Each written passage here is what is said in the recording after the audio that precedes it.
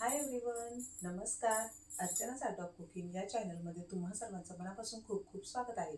तर मार्गशीर्ष महिन्यातला हा आजचा दुसरा गुरुवार आहे आणि आजचा हा शर्करा योग म्हणजेच आज दत्त जयंती सुद्धा आलेली आहे आणि गुरुवारच्या दिवशीच आलेली आहे.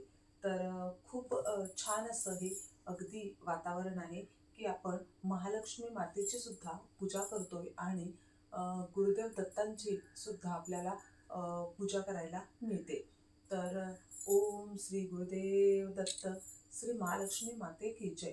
तर महालक्ष्मी मातेची सजावट कशी करायची, तर आपण मागच्या व्हिडिओमध्ये सांगितल्याप्रमाणे या व्हिडिओमध्ये मी तुम्हाला सजावट सुद्धा मी कशी केलेली आहे तर ती सुद्धा करून दाखवलेली आहे आणि छान असं मी तुम्हाला जसं व्हिडिओमध्ये सांगते त्याप्रमाणे मी हे केलेलं आहे. तर मी हा मागच्याच व्हिडिओमधला हा मुकुट ठेवलेला आहे, कारण आजच्या ह्याच्या माझी ही जी थीम होती की पांढरा आणि गुलाबी कलर. तर त्या गुलाबीला मॅच होणारा असा मी हे देवीचं वस्त्र सुद्धा निवडलेलं आहे आणि आपल्याकडे हा जो मुकुट होता तर तो मुकुट याला मॅच होत होता म्हणून मी अशा प्रकारे हे ठेवलेला आहे. तर सुंदर असे गजरे सुद्धा लावलेले आहेत आणि आज तुम्ही पाहू शकता की गुलाबी कलरचा ड्रेस घातलेला आहे आणि आपल्याला गुलाबी कमळाचं फूल सुद्धा मिळालेलं आहे. तर छान असे आपण गणेश पूजन करून घेतलेले आहे, महालक्ष्मी मातेचं पूजन करून घेतलेलं आहे. धूप दीप अगरबत्तींनी देवीची ओवाळणी करून घेतलेली आहे, नैवेद्य ठेवलेला आहे आणि छान असे इथे निरंजन लावलेले आहे. तर तर इथे मी असं कमळ ठेवलेलं आहे आणि आता आपण सजावट कशी करायची ती पाहूया. तर हा मी एक मोठा कळश घेतलेला आहे आणि त्यामध्ये अशा प्रकारे हे तांदूळ घालून घेतलेले आहेत.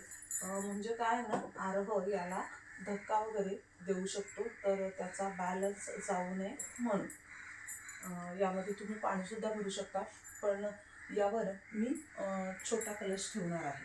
तर मी या पिंक डेकोरेशनसाठी अशाच प्रकारे हा पिंक हे आणलेलं आहे. हे पहा, हे पिंक वस्त्र आहे, पण हे जर इथे लावलं तर हे पहा अशा प्रकारे हे आपण पाण्याचा कलश भरून घेतलेला आहे. म्हणजे अक्षता, सुपारी आणि दुर्वा घालून घेणार आहोत. तर याची संपूर्ण पूजा आपण कशी करायची, कलश कसा मांडायचा याचा सविस्तर व्हिडिओ आपण अपलोड केलेला आहे. तर व्हिडिओ पाहिला नसेल तर नक्की पहा. तर आता यामध्ये आपण पतडी घालून घेऊया वाजवी आणि हा नारळ यावर ठेवून घेऊया. तर हळद कुंकू सुद्धा याला करून घेतलेलं आहे. व्हिडिओमध्ये दाखवली नव्हती तर अशी एक कलश कडी सुद्धा येते, तर यावर आपण अशा प्रकारे नारळ ठेवू शकतो. हे पहा, अशा प्रकारे अगदी छान अशी आपली पूजा बसते. आणि इथे आपण आता कशा प्रकारे सजवायचा तो सुद्धा मी तुम्हाला दाखवते. तर अशा प्रकारे ही कलश कडी येते. तर पहिला मी कलश लावून घेते. तर आपण मागच्या पूजेमध्ये जो मुकुट लावला होता मी तोच लावणार आहे, कारण ही जी आपली मुकुट किंवा कलश जो आहे ना, तर त्याच्या रंगसंगतीला हा अगदी खुलून असा दिसतोय. कलश कडी ठेवायची आहे, अगदी सुंदर असं बसतं आणि छान असं हे होतं.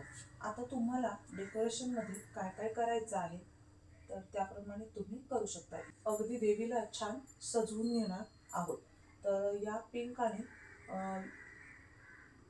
व्हाईट कॉम्बिनेशनसाठी मी ही येलो कलरची वेणी आणलेली होती, पण लावल्यावर थोडीशी मला मिसमॅच वाटते म्हणून मग मी ही न लावता व्हाईट अगदी जो गजरा आहे तर तोच लावून घेते. किंवा माझ्याकडे अशा प्रकारे पिंक कलरचा सुद्धा आहे, तर मी देवीला तोच लावते. तर छान असा दिसतो.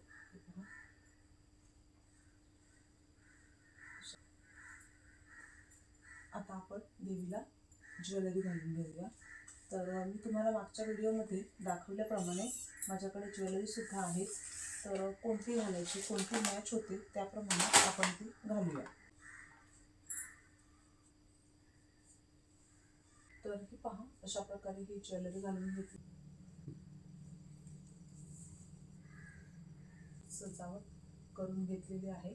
आता आपला हा जो देवीचा मुखवटा आहे तो छान असा रेडी झालेला आहे. आता आपण पूजा करून घेऊया. तर ज्याप्रमाणे आपण नेहमी पूजा करतो, दीप प्रज्वलित करून घ्यायचा आहे. आता आपण ज्याप्रमाणे पूजा करतो त्याप्रमाणेच पूजा करून घ्यायची आहे.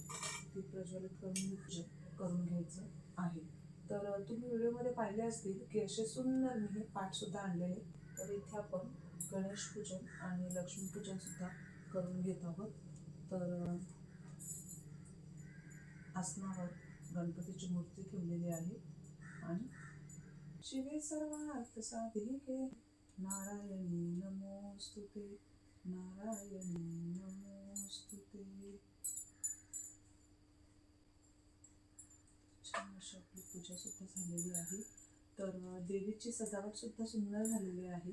नैवेद्य ठेवलेला आहे. इथे दूध आणि साखरेचा नैवेद्य ठेवलेला आहे. धूप दीप अगरबत्तीने ओवाळणी सुद्धा झालेली आहे. तर देवी माते